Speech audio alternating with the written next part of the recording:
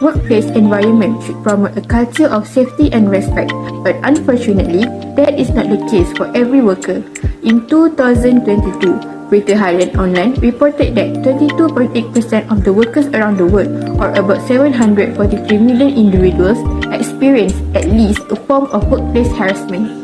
The survey was conducted by the International Labour Organization, or known as ILO, and they concluded that more than 1 in 5 workers have experienced various forms of workplace harassment. Therefore, what is workplace harassment?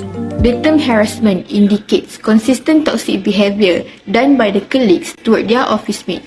Harassment behaviors are often used to control other individuals, usually someone who is weaker than the harasser for their own satisfaction. These behaviors include demeaning verbal, emotional, and physical actions as well as abuse of power. Physical, verbal, sexual, and emotional harassment are some examples of workplace harassment. The Equal Employment Opportunity Commission stated that harassment can also involve offensive jokes, slurs, epithets or name-calling, physical assault or threat, intimidation, ridicule or mockery, insults or put-downs, offensive objects or pictures, and interference with work performance. The victims of workplace harassment are not specified. It can be either men or women. The most common type of harassment among the list is sexual harassment. According to the International Labour Organization, sexual harassment is a series of repeated, unsolicited, non-reciprocal and fully imposed harassment by the perpetrator that can have serious undesirable consequences on the victims. Sexual harassment might include actions such as groping, intrusive looks, comments and jokes about the victim's body, especially the private part, use of sexually explicit language or insinuation about the victim's private life, comment about sexual orientation or even explicit contact, and viewing of pornographic audio or video material. Harassment can happen in a lot of forms, namely physical, verbal, emotional, discrimination, and cyber harassment. One of the most common harassment is sexual harassment. It is defined as unwelcome or unwanted behavior which has the qualities of being hostile, insulting, offensive, or intimidating. Sexual harassment episodes can happen everywhere, including the workplace and other settings such as in public transports, schools, hospitals, and religious madrasahs. In a workplace setting, common examples of sexual harassment is quid pro quo harassment, hostile work environment, sexual coercion, unwanted sexual advances, sexual jokes or comments, and display of pornographic material.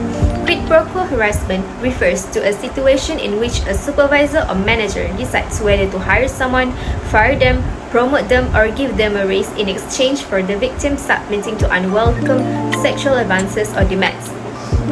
Hostile work environment involves producing an inappropriate or threatening work atmosphere by sexual jokes, gestures, statements, or graphic materials, while sexual coercion refers to circumstances in which a person is forced or coerced to engage in unwelcome sexual behavior against their will.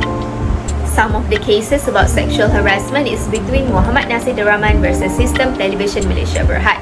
The claimant was an executive broadcast journalist for TV3 and he was accused of sexually harassing a practical trainee of the company, Ong Binti. Ong alleged that he laid his head on her lap despite her protest and rejection and also made inappropriate remarks about her body. The claimant admit that he laid his head on the lap of the victims and that it was done with the consent of the victim. And he said that his remarks was a general joke among them in the car. Second is between Ahmad Ibrahim Datuk Sri Muhammad Ghazal versus August Lang.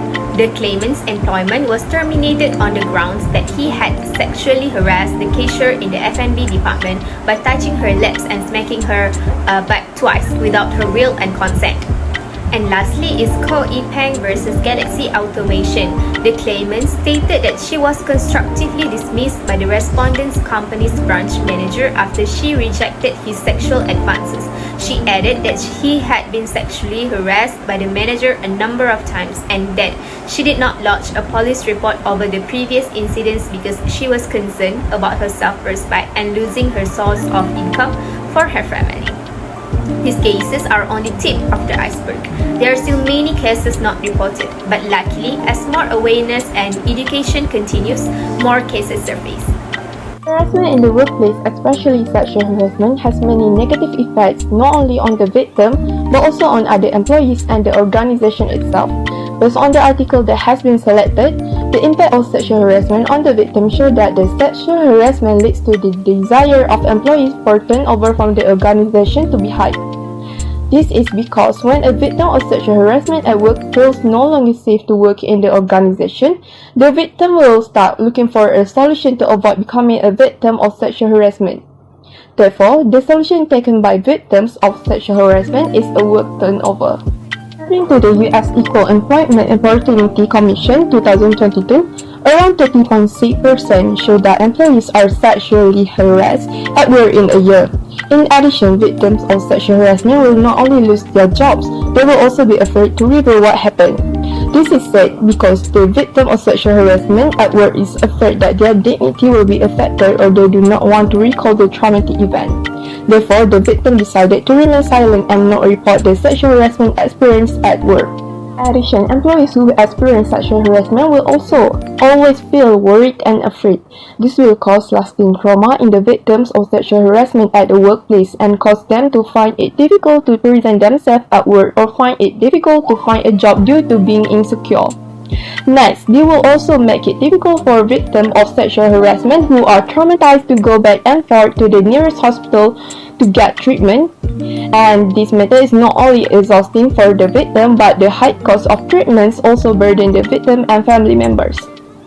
Turnover often has a negative effect on individual job satisfaction at work.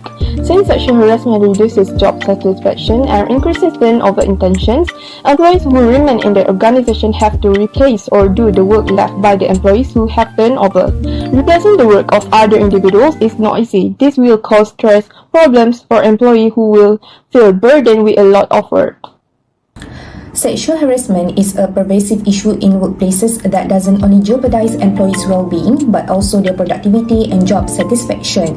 According to the article, strong interventions to reduce sexual harassment incidents are critical for retaining employees and enabling them to work efficiently. In order to prevent sexual harassment, organizations can provide training and education. Encouraging employees to intervene when they witness harassment is an effective strategy. Bystander intervention training increases employees' willingness to intervene and reduce tolerance for harassment, and this approach empowers individuals to take action, resulting in a shared responsibility for harassment prevention. Besides, employees can be encouraged to come forward and receive appropriate action if organizations with sexual harassment policies are clearly communicated to them and they know how to report incidents. When reporting incidents of sexual harassment, it is critical to create an environment in which individuals feel safe and supported. This implements measures to protect the privacy and well-being of the individuals who report harassment and retaliation while also encouraging more people to share their experiences. Sexual harassment is more likely to occur in workplaces where men dominate management and women have little power, according to research. Hence, by increasing the representation of women in leadership positions, it can shift power dynamics, resulting in a more balanced and inclusive environment. This can help to reduce the likelihood of harassment and to foster a workplace culture that values and respects all employees. To sum up, it is critical to note that these solutions must be implemented comprehensively and continuously. Creating a safe and respectful work environment for all employees requires combining multiple strategies and continuously evaluating their effectiveness.